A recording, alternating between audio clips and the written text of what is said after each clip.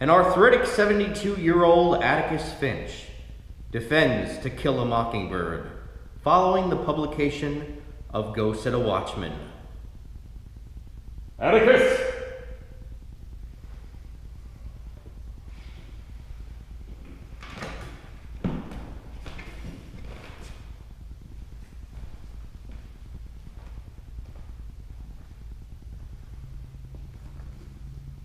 To begin with, this book should never have come to publication.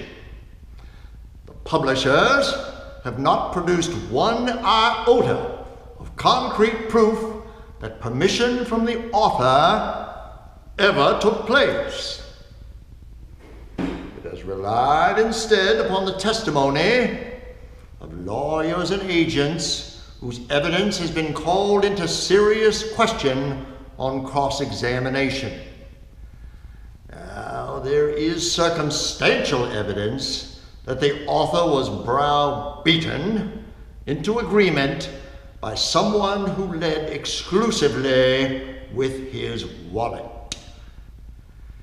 And the author now sits in an assisted living facility, having been pestered into giving up the one valuable thing she still possesses, her rights. Now, I have nothing but pity in my heart for the author. She is a victim of the cruel, relentless process of aging and its attendant memory loss. But my pity does not extend so far as her putting a Pulitzer Prize-winning novel's reputation at stake, which she has done in an effort to get rid of those harassing her.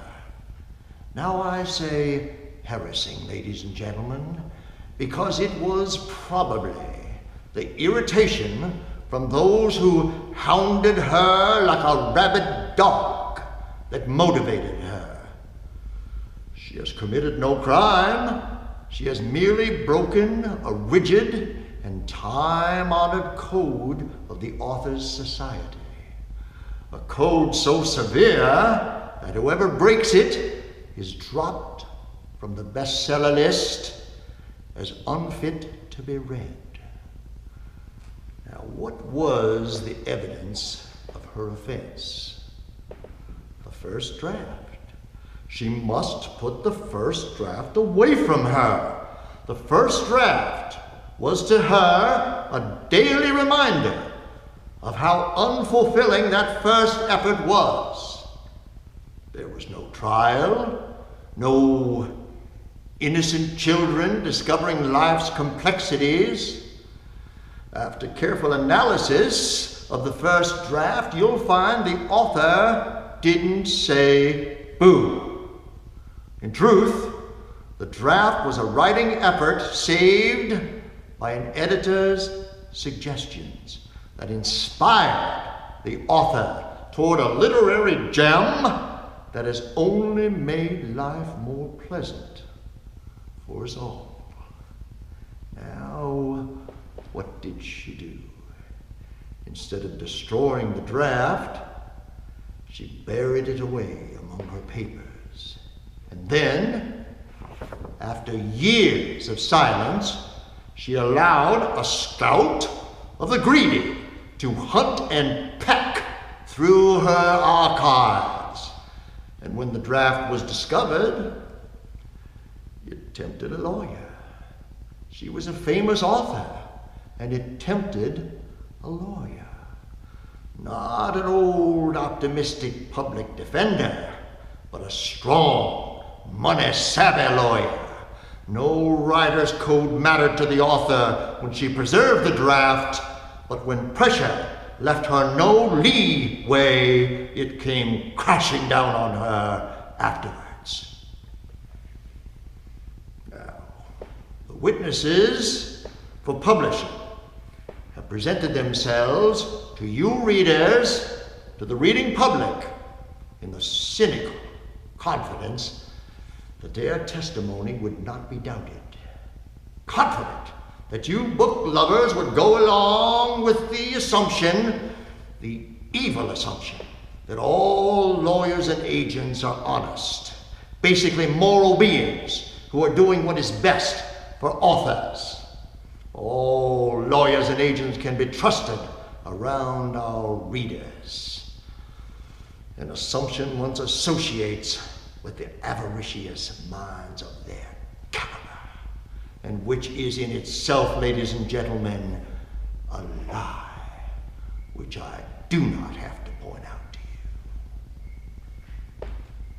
So, it may come to this: a quiet, humble, aging author who has had the unmitigated temerity to cherish a first draft of her great novel may have her reputation as a writer killed. Now, to me, that's a sin. The defendant is not guilty, but somebody in this reading community is. Now, ladies and gentlemen, Amazon.com is the great leveler. All readers at Amazon.com are created equal. I'm no idealist to believe firmly in the integrity of Amazon.com and its readers' book reviews. That is no ideal to me. That is a living, breathing reality. Now, I am confident that you readers will consider without passion the evidence you have heard, the book you will read, come to a decision, and write reviews that will restore this renowned author's brilliant Pulitzer Prize-winning novel to its proper place of literary greatness. In the name of God, do your duty. In the name of God,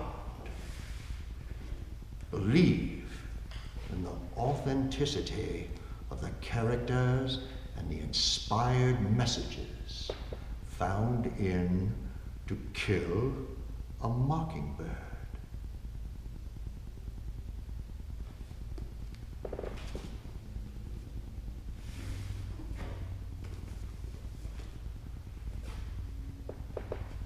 Miss Harper!